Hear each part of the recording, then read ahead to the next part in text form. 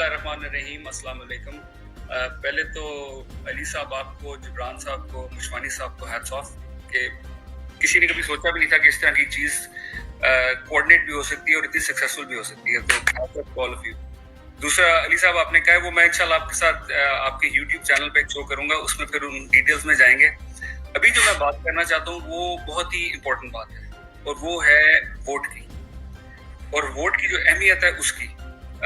यहाँ पे लोगों को ये थोड़ा सा डर लगा हुआ है कि जी शायद उस दिन हम वोट नहीं डाल सकेंगे या हमारे वोट से कोई फर्क नहीं पड़ेगा। तो ये बिल्कुल अपने ज़हन से निकाल दें। आपको उस दिन वोट डालने से कोई नहीं रोक सकता। और आपके वोट की अहमियत क्या है, ये मैं आपको एक एग्जांपल देता हूँ। पिछले साल जुलाई में पंजाब में 20 सीटों पे बाई इलेक्शन हुआ।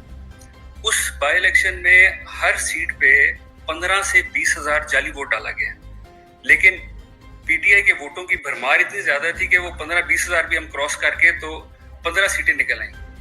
और जो सबसे इंपॉर्टेंट चीज है याद रखने वाली वो ये है कि उस टाइम पे जो पीटीआई की और पीएम इमरान खान साहब की जो पॉपुलैरिटी थी और आज की पॉपुलैरिटी में जमीन आसमान का फर्क है।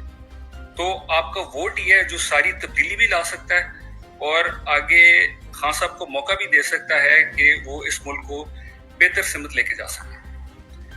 यहाँ पे मैं एक और चीज जो है बड़ी इंपॉर्टेंट वो ऐड करूंगा, वो है जो जुल्म हो रहा है इस वक्त।